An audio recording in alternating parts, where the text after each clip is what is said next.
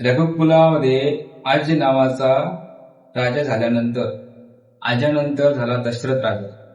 दशरथ राजाची कथा अशी आहे की दशरथ राजा, दश म्हणजे 10, रथ म्हणजे आपल्या 10 इंद्रियांना, आपल्या शरीरातल्या 10 इंद्रियांना जो काबूत ठेवतो आणि तो रथ जो वाहतो त्याला दशरथ असं म्हटलेलं आहे.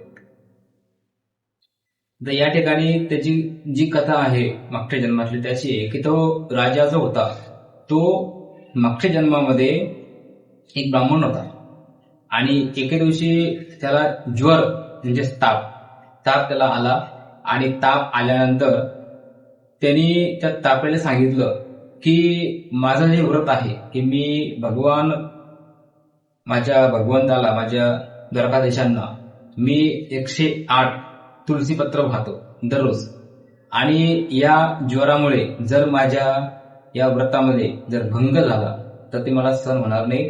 तुला यायचं असेल तर तू येऊ शकतो, काही हरकत नाही, पण माझा व्रत अभंग राहायला पाहिजे, तो भंग होऊ नये. म्हणून मला पहिले भगवान माझ्या द्वारकाधीशांना 1008 मला बेलपत्र, 108 तुळशीपत्र मला व्हायचे आहेत, त्यानंतर तू ये. असं म्हटल्यानंतर तो ज्वर जो आहे तो ज्वर त्याच्यापासून लांब चाललेला आहे.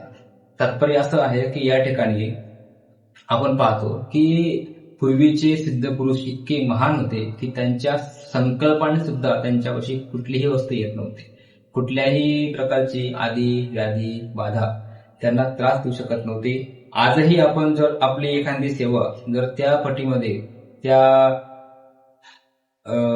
जपाच्या एखाद्या विशिष्ट संख्येपर्यंत जर आपला एखादा जप जर गेला, आता आपण पाहतो की नवर्ण मंत्र आहे त्याचे जे आपण 3 भाग केले, ओम, ऐम, ह्रीम, क्लीम, चामुंडा ही विच्छे. ऐम हा 1.25 लक्ष केला, ह्रीम 1.25 लक्ष केला, क्लीम 1.25 लक्ष केला, तो जप सिद्ध होतो. त्या पटीत जर तो आपण जप करत गेलो तर तो जप सिद्ध होत जातो आणि आपल्याला अशी अनुभूती येते की तो जप जरी आपण केला, ऐम जरी म्हटलं तरी आपल्याला त्याची प्राप्ती होत असते. तर या ठिकाणी दशरथ राजांनी मागच्या जन्मामध्ये इतकं पुण्य केलं आणि ज्या वेळेस तो त्या ठिकाणी त्या द्वारकाधीशांना बेलपत्र व्हायला गेला, तुळशीपत्र व्हायला गेल्यानंतर त्या ठिकाणी त्या मंदिराच्या बाहेर एक पिशाचिनी बसली होती, ती रडू लागली होती. पिशाचिनी म्हणजे कोण? ही एक अवदसा, आपण तिला असं म्हणतो, एक वृद्ध स्त्री. तिच्या पतीला तिनं मागच्या जन्मामध्ये त्रास दिला होता म्हणून ती या जन्मामध्ये ती पिशाचिनी झाली होती. तर ती झाल्यानंतर तिला इतका त्रास होऊ लागला होता, तर तो त्रास तिचा कमी व्हावा म्हणून त्या ब्राह्मणाने एक तुळशीपत्रावरती त्या भगवंताला ते तुळशीपत्र अर्पण करताना सांगितलं की हे देवा, जर त्रास कमी होऊ दे. आपण कसं करतो? ओम विष्णवे नमः, जर त्रास कमी होऊ दे. आपण काय करतो माहिती का? आपण जप करतो, श्री स्वामी समर्थ माझं हे काम होऊ दे, श्री स्वामी समर्थ ते काम होऊ दे, ही स्वामी समर्थ माझ्या कागदपत्राचं हे होऊ दे, श्री स्वामी समर्थ मला हा माणूस भेटू दे. असं आपण देवाला नाही का एका माळेवरती एक काम सांगत जातो.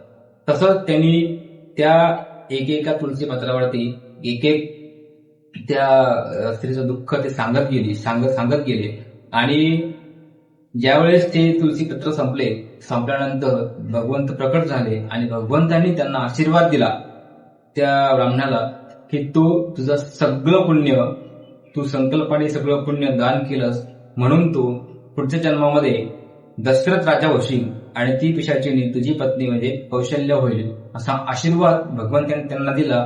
आणि त्याच वेळेस त्या ब्राह्मणाने त्या ठिकाणी त्याचा जीव सोडून दिला.